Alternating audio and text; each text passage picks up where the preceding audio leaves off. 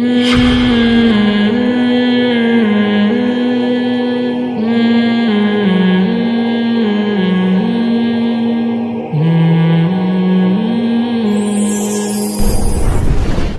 جو حالات مسلمانوں کے چل رہے ہیں، کوئی ایک چیز بھی سیدھی نہیں ہے، نہ دنیا نہ دین، کچھ بھی ٹھیک نہیں ہے۔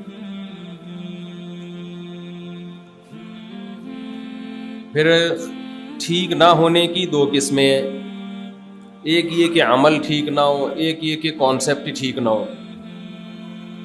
تو ہمارا عمل بھی ٹھیک نہیں ہے، نظریات بھی ٹھیک نہیں ہے۔ انسان کو پہلے پتہ ہونا کہ اچھے کی کیا ڈیفینیشن ہے، برے کی کیا ڈیفینیشن ہے، تاکہ میں برے سے بچوں اور اچھائی کو اپناؤں۔ پھر یہ اگلا مرحلہ ہے کہ اچھائی جب سمجھ میں آ جائے تو وہ بنا کیسے جائے، یہ اگلا مرحلہ ہے۔ ایک آدمی چرس پیتا ہے تو آپ کو اس کی تربیت کے لیے دو کام کرنے پڑیں گے۔ ایک تو یہ کہ اس کو یہ سمجھانا پڑے گا کہ چرس بری چیز ہے، ہو سکتا ہے اس کا کانسیپٹ ہی کلیئر نہ ہو، وہ سمجھتا ہو کہ چرس پینا کیا ہے، وہ پی کے بھی دکھاتا ہوں میں، جب بھی اسٹائل جو ہے نا ایسے ہی ہوتا ہے نا، وہ یہ سمجھتا ہے کہ چرس پینا کوئی اچھا کام ہے، اس سے انسان ریلیکس ہوتا ہے، ڈپریشن اسٹریس ختم ہوتی ہے، اس سے مزے کی نیند آتی ہے۔ تو کیا آپ اس سے چرس چھڑوا سکتے ہو؟ بھائی پہلے اس کی کھوپڑی میں یہ بات بٹھانی پڑے گی کہ چرس پینے سے تمہیں فائدہ نہیں بلکہ نقصان ہو رہا ہے، اور یہ کھوپڑی میں اس وقت بٹھاؤ گے جس وقت اس نے پی بھی نہ ہو۔ پی کے آیا تو پھر یہ بات کھوپڑی میں نہیں بیٹھے گی۔ لیکن اتنا کافی نہیں ہے، اگر آپ نے اس کی کھوپڑی شریف میں یہ بات بٹھا دی، ویسے چرسی کی کھوپڑی شریف ہوتی نہیں ہے، لیکن میں پھر بھی احتراماً اس کو کھوپڑی شریف کہہ رہا ہوں۔ آواز سب کو صاف آ رہی ہے؟ اگر آپ نے اس کی کھوپڑی شریف میں یہ بٹھا بھی دیا کہ چرس بری چیز ہے، تو کیا یہ بٹھانا کافی ہے بھائی اس کو موٹیویٹ کرنا، اس کو طریقہ بتانا، کاؤنسلنگ کی ضرورت ہوگی اس کو کہ بھائی اس طرح سے چھوڑنی ہے، تم نے محنت کرنی پڑے گی، اسٹرگل کرنی پڑے گی اس کو، اور اسٹرگل کے لیے بھی کوئی کاؤنسلنگ کرے گا، سمجھائے گا تو چھوٹے گی، ورنہ آسان نہیں ہے۔ تو میں نے تو یہ ایک مثال دی ہے چرس کی، ہر بیان میں مثال چرس ہی کی دیتا ہوں۔ مثال تو مزے کی ہونی چاہیے نا، کیا خیال ہے؟ مثال ایسی ہونی چاہیے سٹا نہ بھی لگاؤ، مزہ اس میں سٹے کا ہے۔ تو ہمارے ساتھ، مسلمانوں کے ساتھ بڑا مسئلہ، خاص طور پر یہ جو ہم پاکستانی اور انڈین لوگ ہیں جنہیں دیسی لوگ کہا جاتا ہے، ان کے ساتھ بہت بڑا مسئلہ یہ ہے کہ جو مذہب کو فالو کرنے والے لوگ ہیں، میں ان کی بات کر رہا ہوں، جو فالو ہی نہیں کرتے ان کا تو آوے کا آوا ہی بگڑا ہوا ہے۔ جو مذہب کی ضرورت کو محسوس ہی نہیں کرتے، آخرت پر ایمان ہی نہیں رکھتے، یا اسلام کو مانتے ہی نہیں ہیں، وہ تو بالکل ہی ٹریک سے ہٹے ہوئے لوگ ہیں۔ ان کے لیے تو اللہ نے آخرت میں اعلان کر دیا جہنم کی آگ ہے۔ جس نے بنایا اس کا کھاتے ہو، بنانے والے کو مانتے نہیں ہو، یہ تو بہت بڑا جرم ہے۔ اتنا بڑا جرم ہے نا بنانے والے کا انکار کرنا، اللہ نہیں چھوڑے گا۔ آج آپ یوٹیوب پہ مختلف ڈاکومنٹریز دیکھتے ہیں نا، اللہ کی قدرت کی کیسے کیسے عجائبات ہیں، لیکن ان سیکولر لوگوں کے منہ سے کبھی ایک دفعہ سبحان اللہ نہیں نکلتا، دیکھا ہوگا آپ نے۔ وَفِي أَنفُسِكُمْ أَفَلَا تَعْقِلُونَ، اللہ کہتا ہے خود تمہارے اپنے اندر اتنے عجائبات ہیں۔ انسان کی باڈی خود ایک میوزیم ہے، عجائب گھر ہے۔ جس نے بنایا ہے اس کو بھول گئے آپ، اس کا انکار کر دیا، آخرت کا انکار کر دیا، تو پھر تو کوئی حساب ہی نہیں ہے نا۔ ہماری نظر میں وہ شخص اچھا ہو سکتا ہے جو خدا کا منکر ہے، اللہ کی نظر میں وہ اچھا نہیں ہے. خدا کا انکار کرنے والے, آخرت کا انکار کرنے والے, کتنے ہی اچھے اعمال ہوں, کتنے ہی اچھے اخلاق ہوں, اللہ نہیں مانتا. تو میں ابھی ان لوگوں کی بات نہیں کر رہا جو اسلام کو سرے سے مانتے ہی نہیں ہیں. میں بات کر رہا ہوں ان لوگوں کی جو میں اور آپ ہیں, مانتے ہیں, تبھی تو بیان سننے آئے ہیں نا. کیا خیال ہے بھائی؟ مغرب کی نماز پڑھی, کچھ لوگوں نے سر پہ ٹوپی بھی پہنی, اس کی علامت ہے بھائی تھوڑا تھوڑا اسلام سے کیا رہ گیا ہے, رشتہ باقی رہ گیا ہے. تو میں اپنے جیسے, ہم جیسے لوگوں کی بات کر رہا ہوں جو مانتے ہیں اسلام کو, لیکن اسلام کی تعلیمات کے بارے میں کانسیپٹ کلیئر نہیں ہے.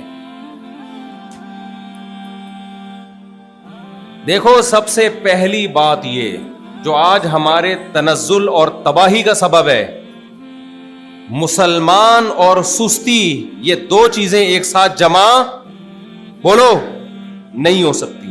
جو سست ہے وہ جنت میں نہیں جائے گا, یہ دماغ میں رکھو. مسلمان سست ہے یا نہیں ہے؟ یہ جواب دینے میں بھی سستی ہو رہی ہے تو سوچو کتنے سست ہوں گے. سوال پوچھا جائے اس میں بھی آدھے گھنٹے میں اگر جواب آئے گا تو اس کا آپ نے اپنے عمل سے ثابت کر دیا کہ مسلمان کیا ہے, سست. میرے پاس جب بھی کوئی نوجوان آتا ہے نا کہ میں چاہتا ہوں گناہوں کو چھوڑوں, میں چاہتا ہوں یہ کروں, میں چاہتا ہوں وہ کروں, مجھے پتا ہے کہ جب تک یہ سستی نہیں چھوڑے گا کچھ بھی نہیں چھوڑے گا. یہ ہر کام دنیا میں ہمت سے ہوتا ہے. سست آدمی دنیا میں کسی کام کا نہیں ہے, نہ دین کا نہ دنیا کا. میں نے دین پہ دنیا میں چلنے والے جو بہت ایکٹیو تھے, دنیا میں بڑے ایکٹیو تھے, وہ چاہے وہ پیسہ کمانے میں ہو چاہے وہ پڑھائی میں ہو, جب میں نے دیکھا کہ انہوں نے وہ دین کی طرف آئے نا تو دین میں وہ بہت تھوڑے عرصے میں بہت آگے نکل گئے. بہت تھوڑے عرصے میں وہ بہت آگے نکل گئے. کسی نے بڑی ایک پیاری مثال دی ہے کہ اگر ایک بہت بڑا پتھر, بہت وزنی, آپ اسے اپنی جگہ سے ہلانا چاہتے ہو اور ایک آدمی دو آدمی پکڑ کے دھکے دیں تو محنت زیادہ صرف ہوگی, اس کا آؤٹ پٹ بہت ہی کم ہوگا. کیا خیال ہے بھائی؟ این کرتے رہیں گے, زور لگاتے رہیں گے, وہ ہلے گا بھی نہیں. کسی عقل مند کے پاس جائیں گے تو وہ کہے گا بھائی لیور کا استعمال کرو. کس کا استعمال کرو بھائی؟ ایک راڈ لو لمبی ہے بھائی, اردو میں اس کو کہتے ہیں نا قوت کا بازو, جتنا لمبا ہوگا تو آپ کو پاور اتنی ہی. پانا جو ہے نا, پانا جس سے آپ نٹ کھولتے ہیں, اور آسان مثال دے دیتا ہوں, اگر آپ نٹ کھولنے کے لیے ہاتھ سے 6 آدمی پکڑ کے زور لگائیں, ایک تو وہ نٹ ہاتھ میں ہی نہیں آئے گا اور پھر زور لگے گا ہی نہیں آپ سے. اس کا طریقہ یہ بھائی, ایک پانا لو. پانا تو پتہ ہے نا, جس کا گھر میں پانا ٹائم پہ بڑا مشکل ہوتا ہے, ہر وقت پانا آپ کو گھر میں نظر آئے گا, لیکن جب کام پڑ جائے گا تو پانے کا پانا بڑا مشکل ہو جائے گا, جگہ پہ چیز ملتی ہی نہیں ہے. تو میں اس پانے کی بات کر رہا ہوں جس کو وقت پہ پانا پڑ جائے تو وہ مل جائے.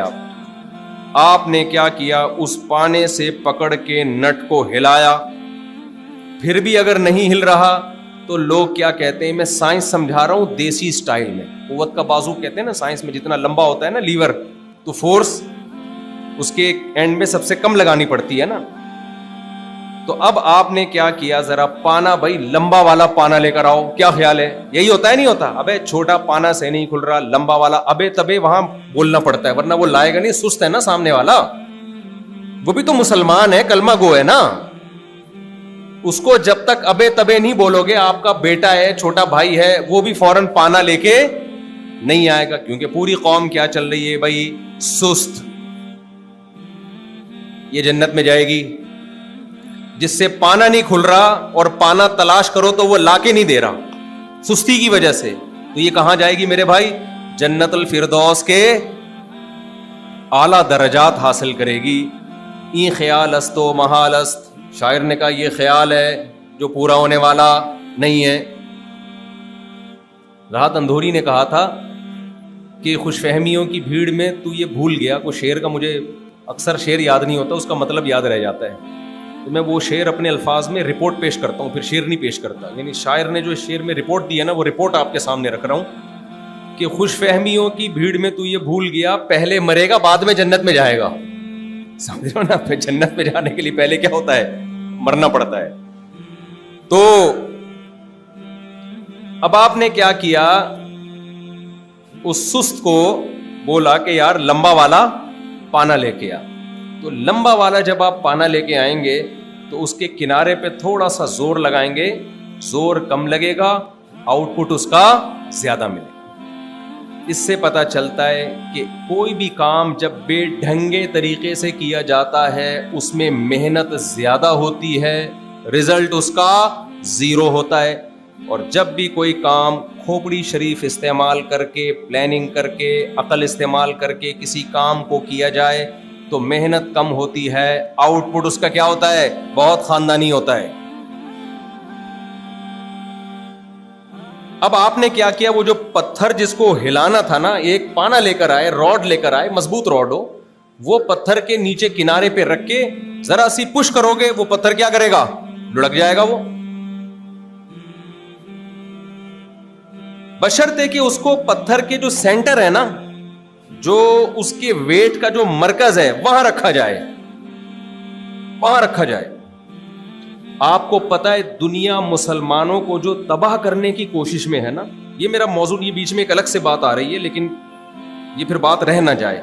اصل جو میرا ٹاپک ہوتا ہے بیچ میں درمیان میں بریک لیتا رہتا ہوں. ہوتا ہے نا یو فون تم ہی تو ہو, یہ یوں سمجھ لو, کوئی بھی پروگرام ہو یو فون تم ہی تو بیچ میں آ جاتا ہے نا. اب اس کا کوئی تک بنتا ہے, لیکن یو فون والے کہتے ہیں تک بنے نہ بنے ہمارا فون تو بکے گا نا. ابے بھائی ارطغرل ڈرامہ دیکھ رہے ہو, بیچ میں آ گیا یو فون تم ہی تو ہو, کوئی تک بن رہا ہے, ادھر ارطغرل ہے, ادھر ملک پہ حملہ ہو رہا ہے, اور بیچ میں کیا آ گیا, یو فون. یو فون والوں سے آپ بولو کہ یار یہ بیچ میں تم یو فون ڈرامے کے بیچ میں کیوں لا رہے ہو, کہہ رہے ڈرامہ گیا تیل لینے, ہمیں اپنا موبائل بیچنا ہے, ہمیں اپنی سم بیچنی ہے. تو میں بھی بعض دفعہ ٹاپک سے بیچ میں ہٹ کے اس لیے بیچ میں بات لے آتا ہوں کہ وہ بڑی کارآمد بات ہے, وہ میں نے چلتی کرنی ہے, وہ بعد میں شاید موقع نہ ملے, تو اس لیے میں تھوڑا سا بیچ میں نا پاز کا بٹن دبا کے ایک الگ بات کر رہا ہوں آپ سے. وہ یہ ہے, یہ جو میں نے مثال دی ہے نا کہ قوت کا بازو اور اس کی جو فورس ہے وہ بیچ میں لگے جہاں سارا ویٹ کا جو مرکز ہے, تو محنت تھوڑی ہوتی ہے, رزلٹ اس کے بہت زیادہ. تو آپ کو پتا ہے مسلم سوسائٹی کو تباہ کرنے کے لیے غیر مسلم قوتیں